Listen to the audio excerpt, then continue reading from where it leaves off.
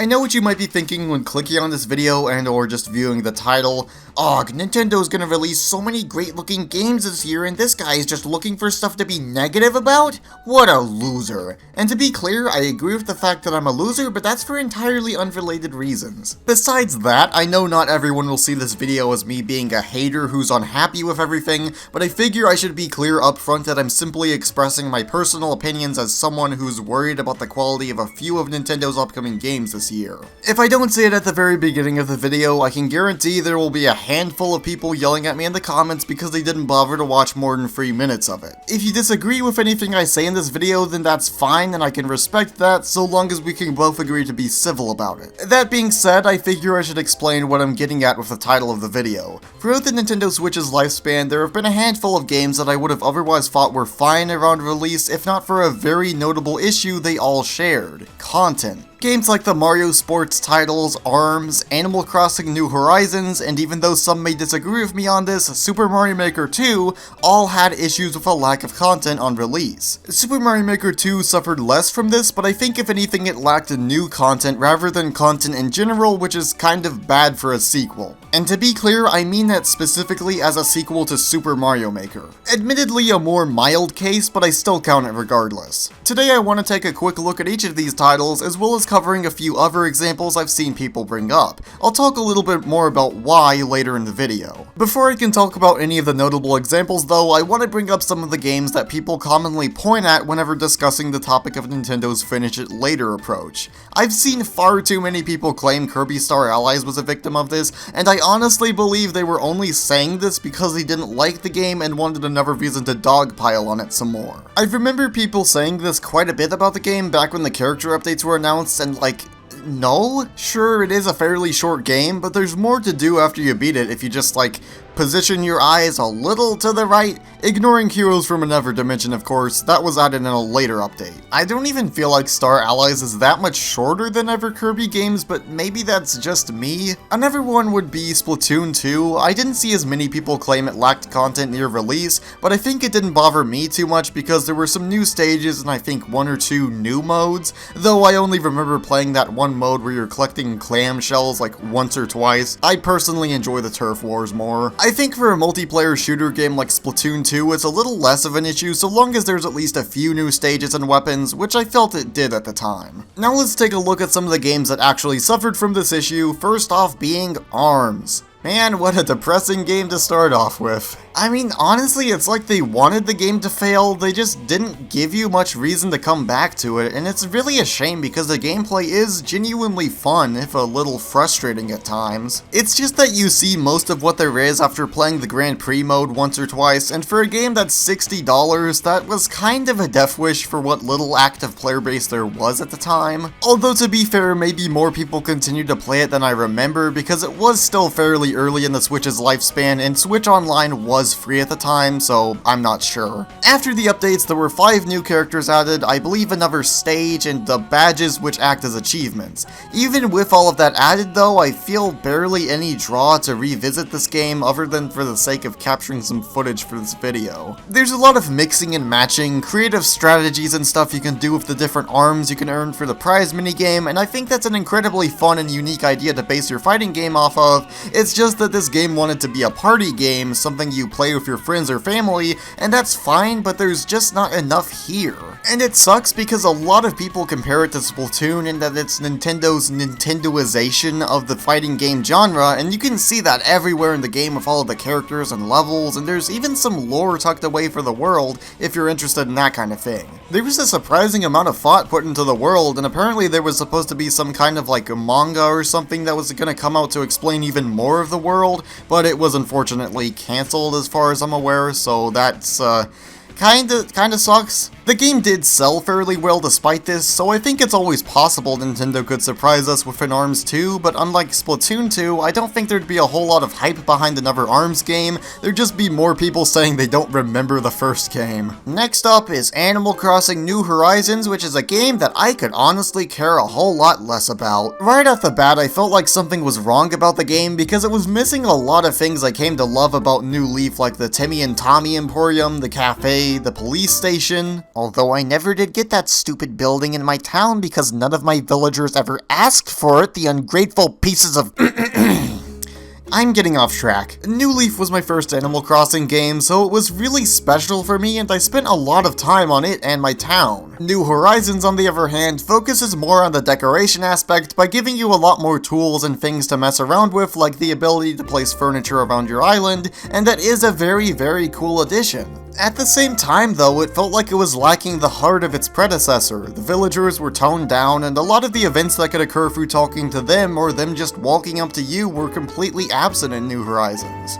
Though I suppose the bigger content issue came from the removed content that I mentioned a minute ago, one of the biggest losses being the island from New Leaf. That was such a huge time sink for me and many others. I'd play the minigames on that island with random people online or with my brother so many times, and then there were the rare bugs you could catch. It was awesome. New Horizons did add in some of the missing content from New Leaf later, like the cafe, and they also added in a mode that's supposed to be like Animal Crossing Happy Home Designer for the 4 people who remember that game. Weirdly enough, I found myself enjoying designing houses in that game quite a bit, but I think that mainly comes down to that being the whole point of the spin-off. When you make decorating the sole focus of a main Animal Crossing game, it kinda loses something as a result, because Animal Crossing games are a whole combination of different things, like not just decoration. It does have a lot more content nowadays through those updates, but I quickly lost interest just because of how long it took for said content to be added. This one kinda hurt me the most. Even though I wasn't sure if I wanted to get the game, I did really enjoy it at first, but I quickly came to realize just how empty things felt. Well, next on the list are the Mario sports titles, which I feel very differently about than other people seem to. I remember Mario Tennis Aces getting a lot of praise at release, and I'm gonna be completely honest here, I don't get it. The story mode is kind of lackluster, not to mention it just sucks in general, the bosses are terrible. I don't really get why they felt the need to make this into a sort of fighting game anyway, because for a tennis game you'd think they would try to appeal more to a casual market. Regardless, I don't feel like it works very well. At launch the game only had the story mode, 1 court for the online, and it didn't have many modes. Admittedly, I didn't follow the updates for Aces very closely. I do remember the game getting quite a few character updates though. It seems like the game was less affected by lack of content. Meanwhile, Mario Golf Super Rush suffered big time from this. Now, people already didn't like the game, and I can understand why, but I'm weird in that I don't like any of the other Mario Golf games, and I really enjoy this one for its simplicity, and it makes for a really nice pick up and play kind of game. But it severely lacked in courses and modes, and what content it did have was kinda dampered by the game's focus on speed golf. In the announcement trailer for the game, Nintendo did say that more content for the game would be coming, but they were way too little too late, because I got to see firsthand just how fast the online player base for the game died,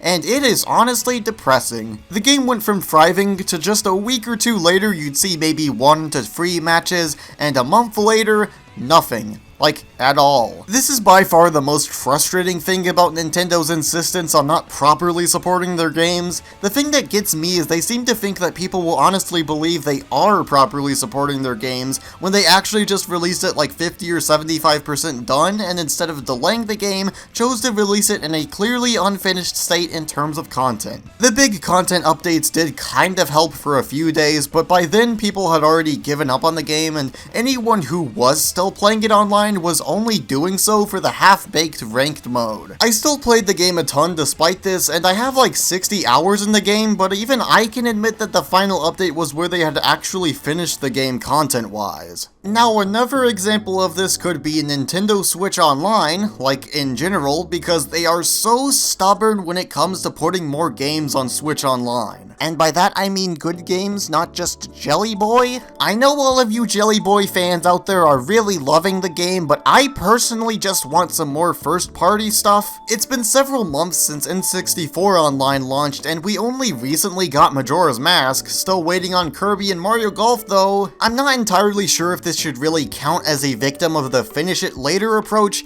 Regardless, it's a terrible business practice, and they are just sitting on free money that they could very easily earn by adding more games that people want to play, like Game Boy or GameCube games. But I think by now you get the idea. While I don't feel like this is an issue that affects all of the Nintendo Switch's titles, not by any stretch of the imagination, I still feel like it's enough that it's very frustrating and it doesn't exactly make me want to buy more games like these in the future if they're going to continue this practice. This brings me to Nintendo in 2022. There are some cool and fun looking games coming out this year like Kirby and the Forgotten Land, Pokemon Scarlet and Violet, and Xenoblade Chronicles Free for the fans of that series, but two outliers stick out to me. Specifically, Mario Strikers Battle League and Nintendo Switch Sports just seem ripe for a lack of content. The last two Mario Sports games were released unfinished, so I see no reason not to worry about Strikers Battle League. That's not even mentioning that Battle League just seems to be a cheap imitation of the previous Mario Strikers games anyway. Nintendo Switch Sports already seems to be a victim of this too, with a future content update being announced before it's even released,